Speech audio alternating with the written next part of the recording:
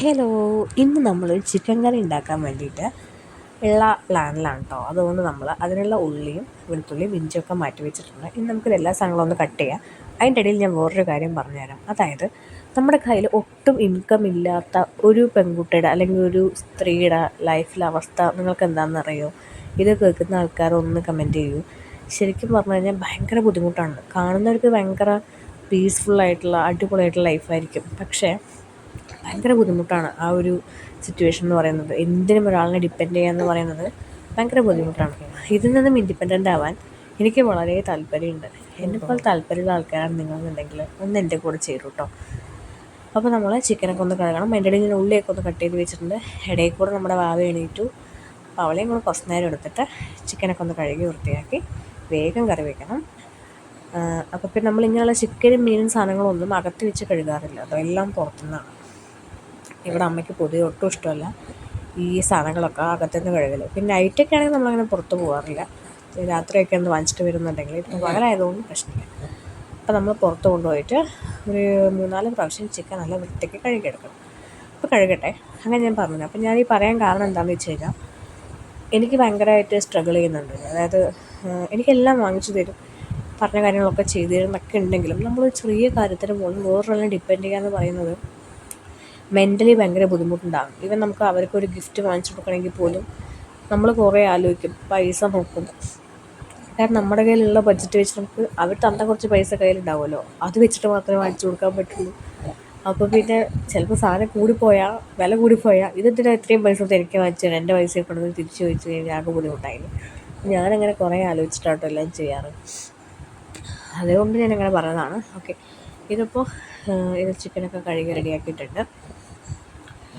അപ്പോൾ പിന്നെ ഇനി ഇതിൽ നമുക്ക് ആവശ്യമുള്ള മസാലകളൊക്കെ നമുക്ക് വെക്കണം. അപ്പോൾ നമ്മൾ ആദ്യം ഒരു ചീനച്ചട്ടി അടുപ്പിൽ വെച്ചിട്ട് ഇതിനകത്തേക്ക് ഈ മുളക് പൊടിയും മല്ലിപ്പൊടിയും ഇത് രണ്ടും നന്നായിട്ടൊന്ന് വറക്കണം. കരിഞ്ഞു പോരുത്. ചട്ടി ഒരുപാട് ചൂട് കൂടുന്നത് കണ്ടാൽ ഓഫ് ചെയ്തോളൂ. ആ ചൂടിൽ തന്നെ ഒന്നായാൽ മതി. അത് ജസ്റ്റ് ഒന്ന് ചൂടാക്കിയിട്ട് നമുക്ക് ചിക്കൻ കറിയിലേക്ക് മിക്സ് ചെയ്യാം. അപ്പോൾ നമ്മൾ ആവശ്യത്തിനുള്ള മുളക് പൊടിയും മല്ലിപ്പൊടിയും കൂടെ മിക്സ് ചെയ്തിട്ടിട്ടുണ്ട്. ഇനി കുരുമുളക് പൊടി, നമ്മുടെ ഓരോരുത്തരുടെ എരിവിനനുസരിച്ചിട്ടുള്ള കുരുമുളക് പൊടിയാണ്. ഇത് നമ്മുടെ വീട്ടിൽ തന്നെ ഉണ്ടാക്കി പൊടിച്ചതാണ് കേട്ടോ. അതുപോലെ തന്നെ മഞ്ഞൾപ്പൊടി, പിന്നെ ഉപ്പ്.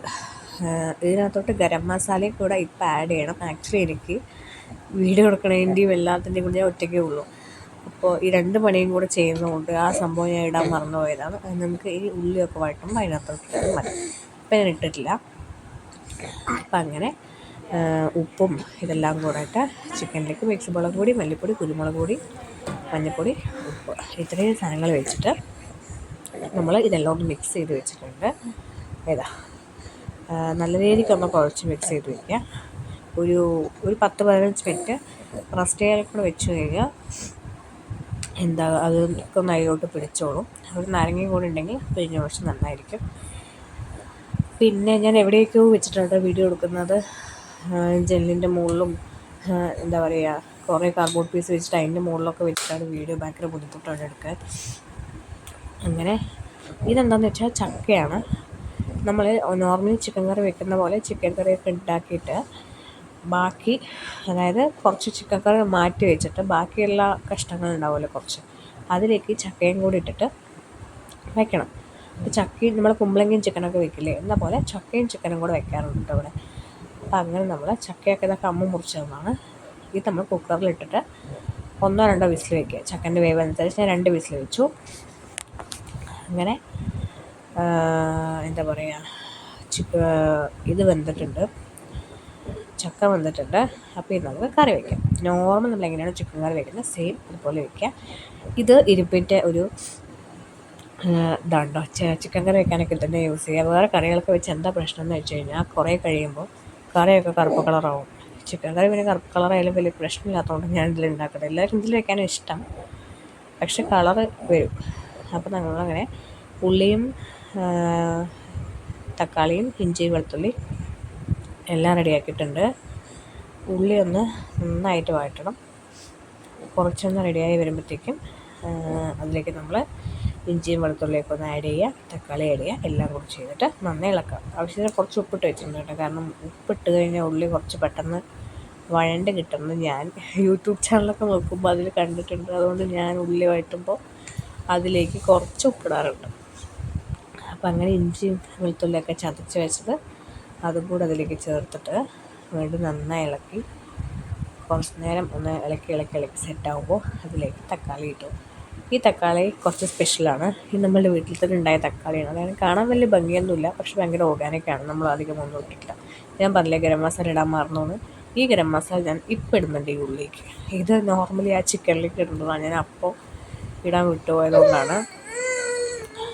അങ്ങനെ നമ്മൾ എല്ലാം വഴറ്റിയ ശേഷം മിക്സ് ചെയ്ത് വെച്ചിരിക്കുന്ന ചിക്കൻ ഉണ്ടല്ലോ അത് ഇതിലേക്ക് അങ്ങോട്ട് കൊട്ടി. ഇനിയാണ് ടാസ്ക്.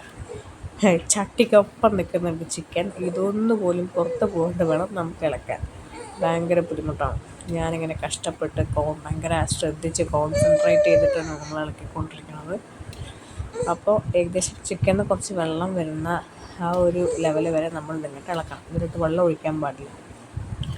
അങ്ങനെ നമ്മൾ ഇളക്കി ചിക്കൻ്റെ അടിയിലേക്ക് കുറച്ച് വെള്ളം വരാൻ തുടങ്ങി. ഇനി നമ്മൾക്ക് ഇതിലേക്ക് വെള്ളം ഒഴിക്കുന്ന ടൈം ആകുമ്പോൾ നമ്മൾ നോർമൽ തണുത്ത വെള്ളം ഉണ്ടല്ലോ, പച്ചവെള്ളം, അതല്ല ഒഴിക്കുന്നത്. ഒന്ന് തിളപ്പിച്ച വെള്ളം, നന്നായി തിളക്കേണ്ട വെള്ളമൊന്നുമല്ല, ഒരു നോർമൽ ചൂടാക്കിയിട്ട് ഒരു തിള വരുമ്പോൾ ആ വെള്ളമാണ് നമ്മൾക്ക് ഒഴിക്കുന്നത്.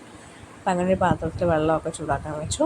വെള്ളം ഏകദേശം തിളച്ച് വരാറായപ്പോൾ നമ്മൾ ആ വെള്ളം എടുത്തിട്ട് ഈ ചിക്കനിലോട്ട് ഒഴിച്ചിട്ട് അടച്ച് വയ്ക്കാം. ഈ നോർമലി ചിക്കൻ ഇളക്കി കൊടുക്കുന്ന പോലെ ഇടയ്ക്കിടയ്ക്ക് വന്ന് ഇളക്കി കൊടുക്കാം.